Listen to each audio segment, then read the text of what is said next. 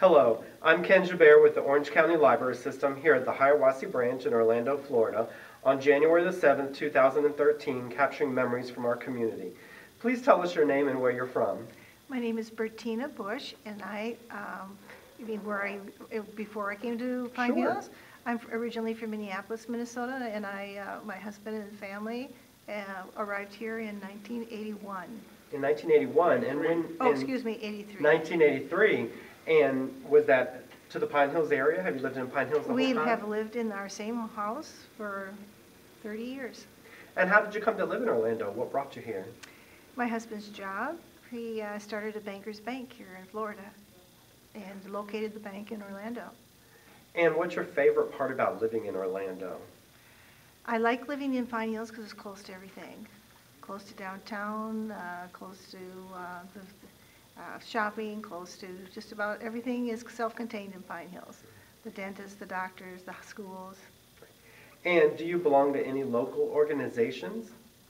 I belong to the Pine Hills Community Council. I'm on the board of the Wayne Dench YMCA. I'm on the school advisory committee for Evans High School, and on the advisory committee of the Boys and Girls Club for Century 21. And what is the Pine Hills Community? Oh, and I'm on the. Oh, sure. I've also belonged to the Red Cross as a volunteer. And what does the Pine Hills Community Council do, actually? The Pine Hills Community Council was originated in 1970 by the Women's Club, Garden Club. It was started to be a civic organization to look after the affairs of Pine Hills. Several times they tried to incorporate, but they never got 50% of the vote. So it's always remained a very large unincorporated area, and the council as a civic organization was to be the advocate for all groups of Pine Hills, the individuals, organizations, schools, nonprofits, businesses, it all wrapped up into one organization, the council. And you mentioned that you were also on the school advisory committee for Evans High School, so you must be very excited to see the new Evans High School finally come to fruition. Absolutely, absolutely. We worked very hard trying to get a new Evans High School to begin with. First, before that initiative, we worked very hard to bring the school grade up, to get it just to address the tremendous poor conditions over at Evans High School, the lack of parental involvement. It was an ongoing battle, but eventually with the new school, and especially the Pioneer, the first one in the state of Florida, the first one in Orange County, the Evans is a community school, and it is now a B school, so we are extremely happy. Wow. So what does the community as a whole think of the whole new Evans campus? It's beautiful. And I especially am grateful they kept the wall, the original Evans High School wall, and they actually decorated the exterior of the campus to blend in with that wall. And I'm actually grateful it's on the same site as it was before, but it does present some challenges. But the additional redevelopment around the school is starting to happen, and that's making a difference. Well, in addition to Evans High School, what other sorts of improvements have you seen in the Pine Hills community? I've seen a definite improvement with community partnerships. We've been working on networking and community partnerships for the last 10 to 15 years, especially the last 15 years. And it's coming to fruition is that if there's a problem, all groups work together. It's a little bit like we do, of course, the Pine Hills has had some issues with its demographics and with its youth problems in terms of lawlessness. And we work very closely with the Orange County Sheriff's Department, and who in turn work closely with the schools, and who in turn work closely with the community or neighborhood associations. So we have been the original networkers. We believe that you need to tackle a problem from all different areas. So when we had, I started my neighborhood group, started the North Silver Star Task Force to address neighborhood burglaries. We worked with the Sheriff's Office. They put together a nuisance ordinance, and so we sent letters to our properties that were a problem under the names of the Sheriff's Office, the Code Enforcement, the Commissioner, and all those people working together makes a difference. Now, I also understand that you are the woman in charge of the Pine Hills Press. When and how did that start? How did that come about? Well, that happened out of necessity. My husband had left the banker's bank, and he was in between jobs.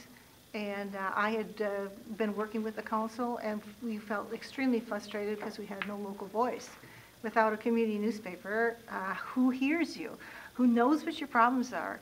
And we began over Thanksgiving dinner.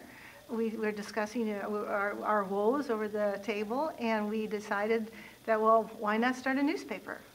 So my oldest son, who was in college at the time, went to the computer, mocked up the Pine Hills Press, the header, and my husband the next week went around with just a folder with just lines on a sheet of paper and said, this is going to be the Pine Hills Press. Do you want to advertise in it? And this is what we're going to do. And he came back, and that's how it started. And what year was that? I think it was 1986, or 1996. Okay. I have a funny story. Sure. One of the second, well, he can tell you about it because he went to the meeting, but be sure to ask him about how his first, as a journalist, recording a public meeting, when they found out we had the community newspaper, things started rolling forward. So did you have any experience doing a community newspaper or community newsletter before? I had not. We've always been entrepreneurial. Noel, the Banker's Bank, Noel created the first one in Minnesota. He started the first Banker's Bank, and now there are, I think, 17, throughout, 18 throughout the country.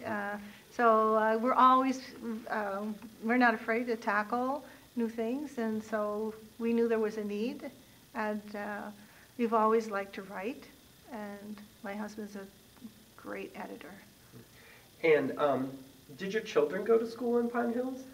We had three that three that went to St. Andrews, that were in the grade school. They went to St. Andrews, and two, when we came, went to Bishop Moore. So 4 of our children graduated from Bishop Moore, and 1 went to Winter Park IB program.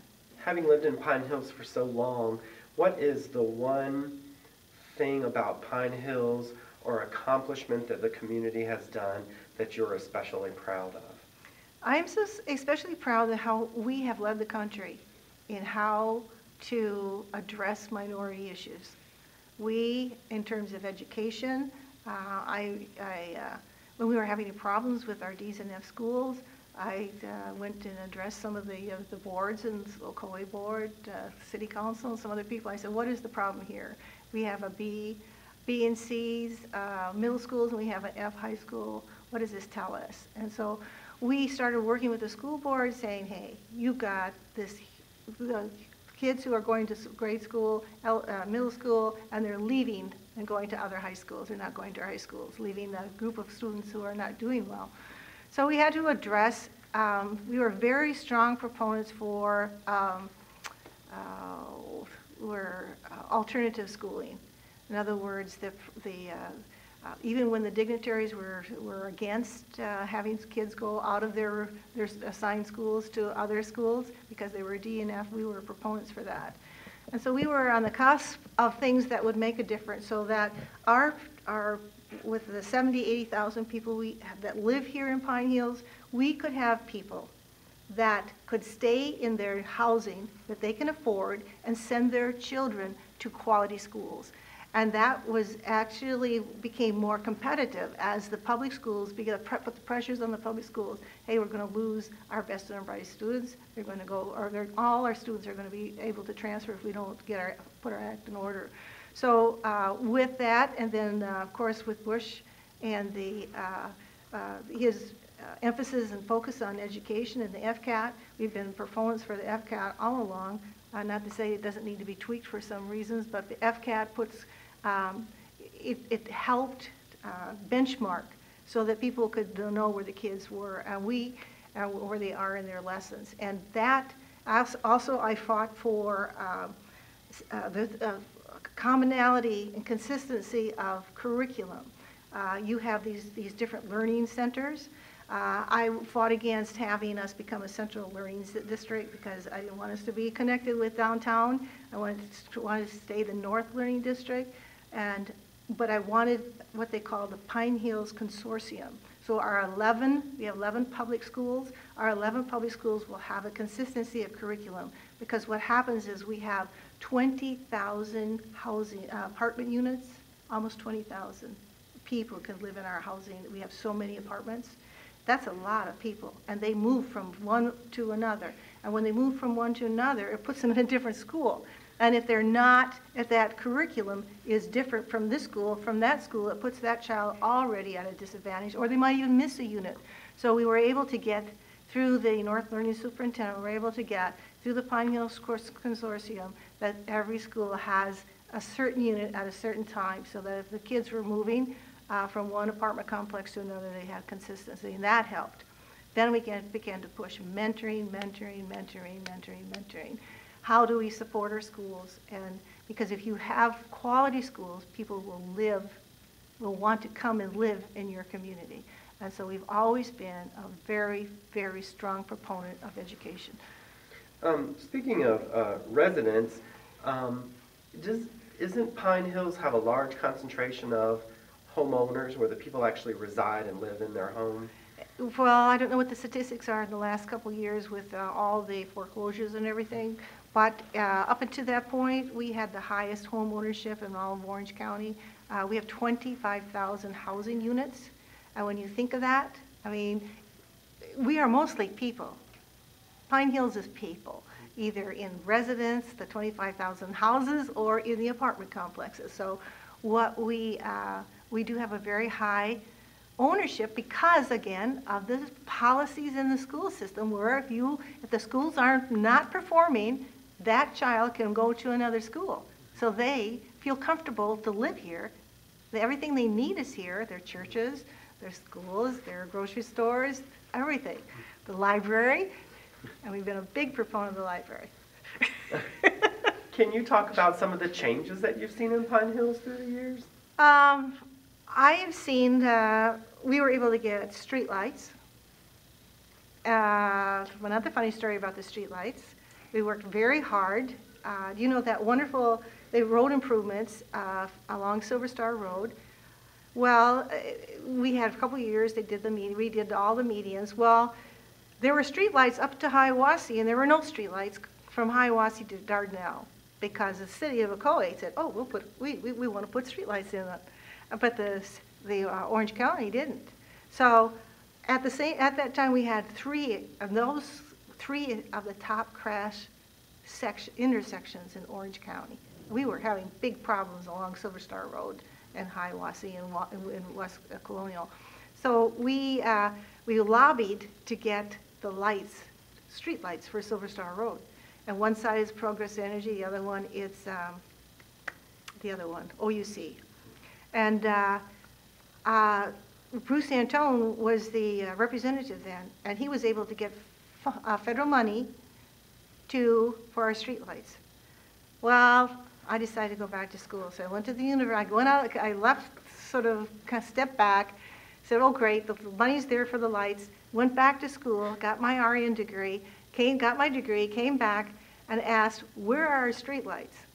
And I started making telephone calls, and I find out the money is going to sunset in 2 weeks, and that Orange County had never put out the bids for the streetlights. So what did you do?